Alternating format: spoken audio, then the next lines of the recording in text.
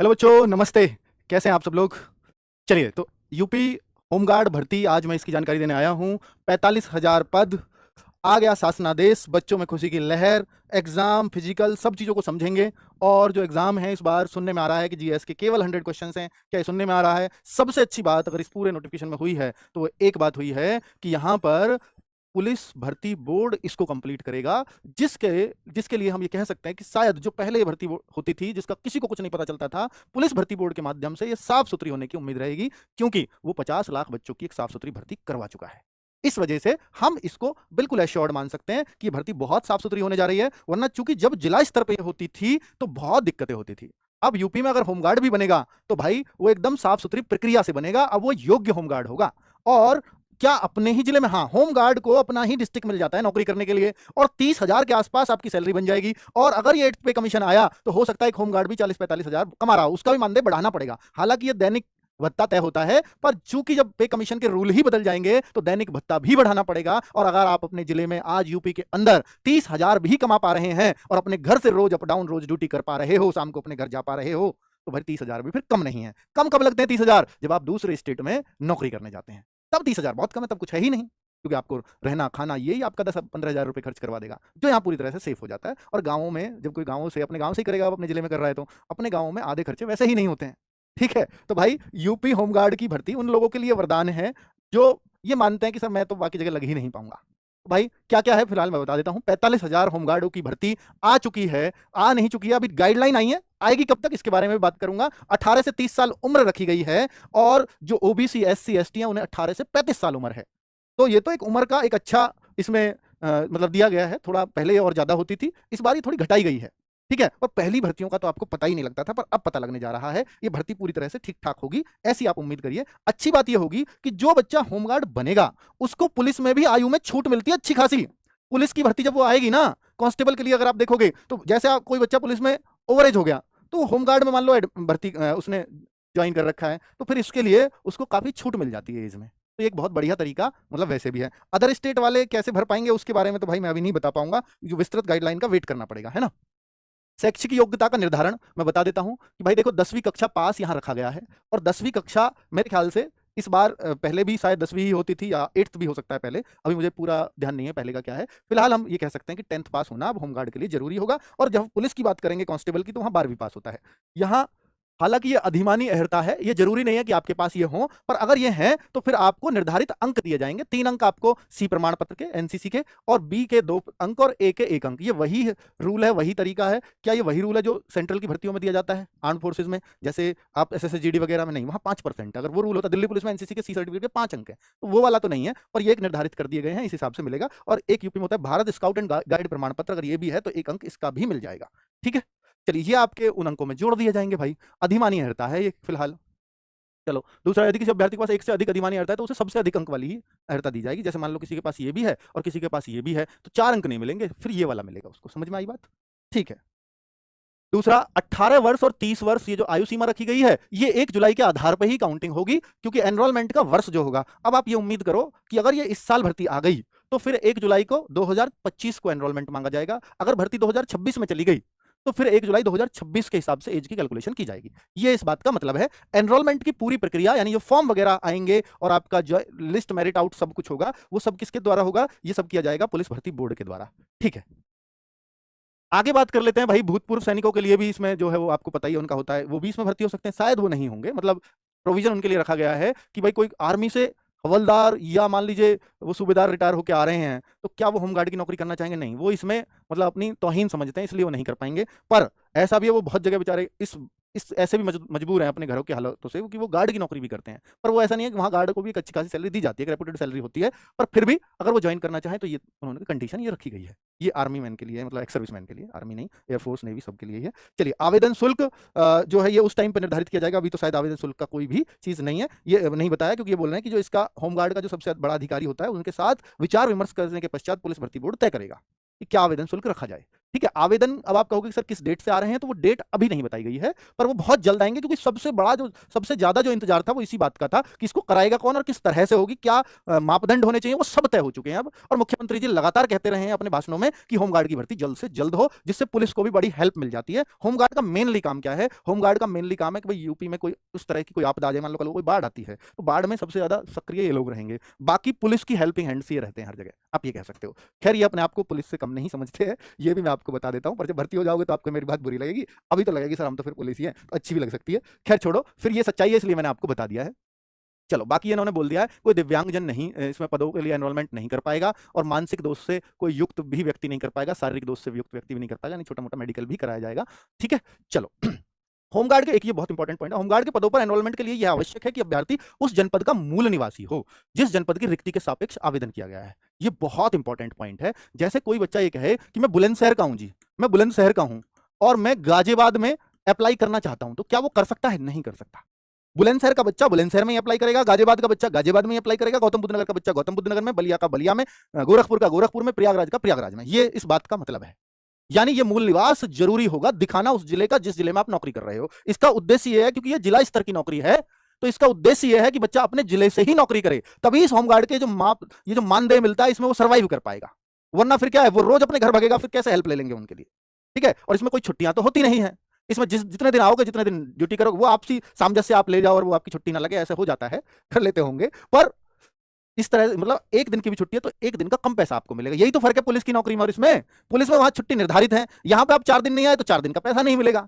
और इसमें तो एक और प्रोविजन दिया गया है कि सरकार जितने दिन चाहे उतने दिन ही आपको काम देगी। मतलब कि अगर हमें आपकी जरूरत 25 दिन है महीने में तो हम 25 दिन ही बुलाएंगे, अगर हमें जरूरत आपकी 30 दिन है तो हम 30 दिन बुलाएंगे, आप आओ ना आओ आपकी चॉइस है।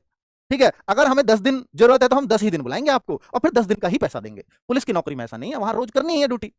इसलिए इस होमगार्ड की भर्ती को उस पुलिस की भर्ती से काफी कम मान लिया गया है, क्योंकि ये भत्ता आधारित जॉब है, दैनिक भत्ता आधारित जॉब है।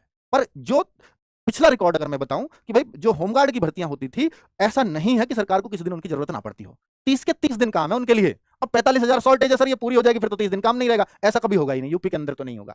ठीक है, तो इस वाली टेंशन को अपने दिमाग से निकाल देना, सर मेरे को 30 दिन में से सरकार ने 10 दिन ही काम दिया, मेरे 10,000 रुपए बने, मैं क्या कर लूंगा? तो वो वाली टेंशन आप निकालो दिमाग से। चलो, ऐसा होगा नहीं, पर रूल यही है, रूल तो लिख के चलेंगे ना वो। ड्यूटी भत्ता, ये रहा ड्यूटी भत्ता। होमगार्ड को काम के लिए बुलाए जाने पर शासन द्वारा समय समय पर निर्धारित ड्यूटी भत्ता दिया जाता है। ठीक है, मतलब कुछ एक्स्ट्रा वैसा काम जो इनकी उससे हटकर है, वैसे इनके उससे हटके कुछ है नहीं। दूसरे जिलों में सरकार को अगर भेजना पड़ा तो उसके लिए डीएवीए का भी इंतजाम कर दिया जाएगा। ठीक है, तो वो वाली टेंशन नहीं है। बाकी अपने जिले में ही आपको ड्यूटी दी जाएगी, इससे अच्छी बात कुछ नहीं है। हो सकता है आप अपनी चौकी में लगो, हो सकता है अपने पास 2, 4, 10, 5, 20 किलोमीटर अगर अपने घर से रहोगे, तो इससे बढ़िया कुछ है नहीं। ठीक है, तो अदर स्टेट वाले बच्चे इसलिए नहीं देख पाएंगे क्योंकि आप यूपी के डिस्ट्रिक्ट के मूल निवासी नहीं हो सकते। ये सबसे बड़ी दिक्कत है, अदर स्टेट वाले बच्चे नहीं देख पाएंगे, क्योंकि ये जिला स्तर वाली जॉब है, जो जिस जिले का बच्चा है उसी जिले में इस नौकरी को पाएगा। क्लियर है? Other state no. ठीक है, ये जिला वाली बात कह करके अदर स्टेट को बंद कर दिया इन्होंने। चलो, और वैसे भी होमगार्ड अपने ही स्टेट का होता है भाई। होम यार, होम गार्ड घर का गार्ड है। दशमलव के बाद के अंकों को छोड़ दिया जाए, चलो ये तो बहुत पढ़ने वाली बात है नहीं। आवेदन पत्र की प्रकृति, स्वरूप और उसमें निहित शर्तों का निर्धारण उत्तर प्रदेश पुलिस भर्ती, ये सबसे इंपॉर्टेंट पॉइंट है। सबसे अच्छी बात मुझे लगी कि ये इस भर्ती को ये बोर्ड कराने जा रहा है, इसलिए साफ सुथरी होगी, वरना जिला स्तर पर दिक्कतें हो जाती थी, भ्रष्टाचार चल जाता था और ये होमगार्ड की भर्ती साफ सुथरी नहीं हो पाती थी। अब ये साफ सुथरी होगी क्योंकि ये सेंट्रलाइज्ड होगी। चलो, परीक्षा, अभ्यर्थियों की परीक्षा में निम्न चरण होंगे। लिखित परीक्षा होगी, और लिखित परीक्षा में इन्होंने स्पष्ट किया है कि लिखित परीक्षा 100 अंकों की होगी, वस्तुनिष्ठ प्रकार की होगी, यानी ऑब्जेक्टिव टाइप क्वेश्चन होंगे, 2 घंटे की होगी, और लिखित परीक्षा एक विषय सामान्य ज्ञान की होगी। एक विषय। अब आप कहो कि सर क्या पूरी जीके ही आएगी? भाई देखो, अगर मैं आपको बोलूं आरओ का एग्जाम उठा लो, पीसीएस का एग्जाम उठा लो, उन सब में जीके ही लिखी जाती है, सामान्य ज्ञान ही लिखा रहता है। लेकिन वहां पर 5-5, 10-10 क्वेश्चन हो सकता है मैथ रीजनिंग के डाल दे, थोड़ा लॉजिकल डाल दे, तो ये हो सकता है 100 में से 10-15 क्वेश्चन आपको मैथ रीजनिंग के मिल जाए, ये बड़ी बात नहीं होगी। ठीक है, पर मैक्सिमम पोर्शन जीएस का ही होगा। ठीक है, सामान्य ज्ञान में, सामान्य ज्ञान है ये जीएस नहीं है, सामान्य अध्ययन नहीं है। सामान्य ज्ञान मतलब जो आपको डेली चीज का ज्ञान हो, आम ज्ञान हो। सामान्य मतलब आम, जनरल नॉलेज, आपको प्रॉफिट लॉस का, आपको परसेंटेज का, इस आम नॉलेज में आता है, सामान्य ज्ञान में आता है, इसलिए कह रहा हूं मैं। ठीक है, इसलिए उसका सामान्य ज्ञान का क्षेत्र थोड़ा सा वाइड हो जाता है। तो ऐसा ना माने कि केवल और केवल जीके ही, एक भी क्वेश्चन वैसा नहीं होगा। हो सकता है केवल जीएस ही हो, ये भी संभावना है, पर यह भी संभावना है साथ में। मैंने उसका रीजन आपको बता दिया। उन्होंने किस मानसिकता से किया नहीं पता। वैसे 2 घंटे अगर जीके 100 क्वेश्चन के लिए तो वो बहुत ज्यादा है, पर वो पेपर भी होमगार्ड का अगर ऐसे सोचो तो ठीक है।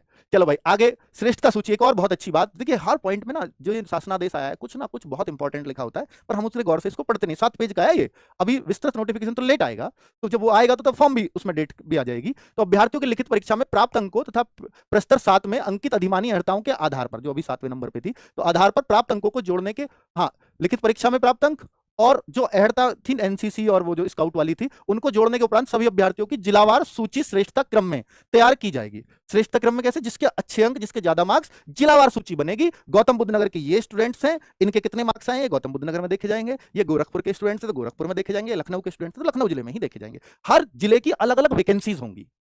हो सकता है जैसे गौतम बुद्ध नगर छोटा जिला है तो गौतम बुद्ध नगर में बहुत कम वैकेंसीज होंगी, हापुड़ बहुत छोटा जिला है तो हापुड़ की वैकेंसीज कम होंगी, प्रयागराज बहुत बड़ा जिला है तो प्रयागराज में वैकेंसीज बहुत ज्यादा होंगी। ठीक है, तो उस तरह से वो बताएंगे, वो भी लिस्ट आएगी भाई किस जिले में कितनी वैकेंसीज हैं, पर जितनी होंगी आपको एक्सेप्ट करनी पड़ेंगी। ये ऐसा तो है नहीं कि भाई यहाँ ट्रांसफर लेकर के ज्यादा आ गए होंगे, वहां का वहां ट्रांसफर ले जाएगा इसलिए वैकेंसी कम रह जाएंगी, हाँ ऐसा नहीं है। जो जनसंख्या का रेशो है उस हिसाब से, जहां जितनी जिस जिले में जरूरत है, जितनी एक्टिविटी ज्यादा होती है उस हिसाब से वैकेंसीज बनाई जाती है, क्रिएट की जाती है। क्लियर है? ठीक है, चलिए वैसे देखिए जैसे गौतम बुद्ध नगर मुझे लगता है इसमें बहुत कम वैकेंसी जाएंगे, वैसे जिला छोटा ही है, पर ये चूंकि दिल्ली के बहुत नजदीक है, वीआईपी मूवमेंट बहुत ज्यादा है, तो इसलिए हो सकता है होमगार्ड्स की जरूरत ज्यादा हो। कमिश्नरेट है तो होमगार्ड की जरूरत वहां ज्यादा होती है। ठीक है, तो वो पता लगेगा अभी जब वो लिस्ट आ जाएगी जिला वाइज कितनी वैकेंसीज हैं, तो अभी ये नहीं कहा जा सकता कि भाई कहां कितनी वैकेंसीज आएंगी। चलो आगे बच्चों, ये सब शारीरिक मानक परीक्षण का दिया हुआ है, तो शारीरिक मानक परीक्षण को भी मैं समझा देता हूं आपको कि 168 सेंटीमीटर अनुसूचित जाति यानी एससी, जनरल, ईडब्ल्यूएस, ओबीसी सबको 168 ही चाहिए। लेकिन अगर कोई बच्चा एसटी का है तो उसको हाइट में छूट होती है, एसटी वाले बच्चों को तो 160 सेंटीमीटर भी चल जाएगी। ये सीना बिना फुलाए, ये फुलाकर, ये तो बिल्कुल यूपी पुलिस वाला है ना, 77 और ये 82 सेम ही है, ये एसटी के लिए हो गया। महिलाओं के लिए ऊंचाई जो दी है बिल्कुल यूपी कांस्टेबल में जो हाइट है, यूपीएसआई में जो हाइट है वही है, और एसटी की महिलाओं के लिए 147 सेंटीमीटर है। साथ में वजन की कंडीशन भी है क्योंकि इनकी चेस्ट नहीं नापी जाती महिलाओं की, तो वजन 40 किलोग्राम न्यूनतम होना चाहिए।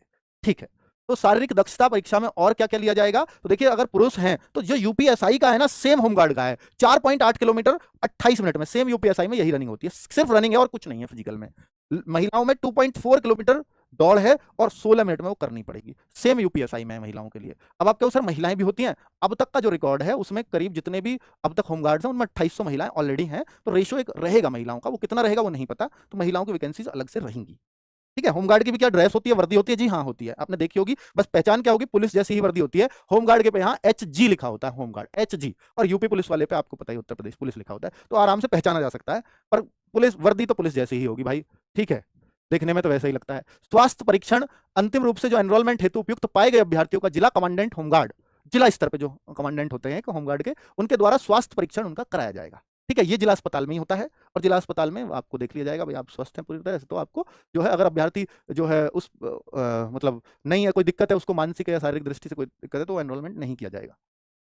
ठीक है, चलो चरित्र सत्यापन ये भी देखा जाएगा, कोई अपराधी प्रवृत्ति का तो नहीं है। चिकित्सा परीक्षण में जब उपयुक्त पाया जाएगा तो अभ्यर्थी का जिला कमांडेंट होमगार्ड द्वारा पुलिस सत्यापन भी कराया जाएगा कि भाई इसके ऊपर कोई किस तरह का कोई केस वेस तो नहीं है। ठीक है, चलो तो ये कुल मिलाकर के पूरी प्रक्रिया मैंने आपको समझा दी है, इतना ही अभी आया है, इससे ज्यादा जो भी कुछ बताऊंगा वो सिर्फ एक आइडिया होगा, और आइडिया ये है कि भर्ती कब तक, ये आप सब लोगों के पूछने में मन में होगा। तो भाई भर्ती की बात बहुत पहले से चल रही है, मुख्यमंत्री जी इसके लिए बहुत सीरियस है, तो हो सकता है बहुत जल्द आपको इसके पद देखने को मिले, और आपको बाकी सारी चीजें मुझे लगता है कि सब चीजें मैं बता चुका हूं और क्लियर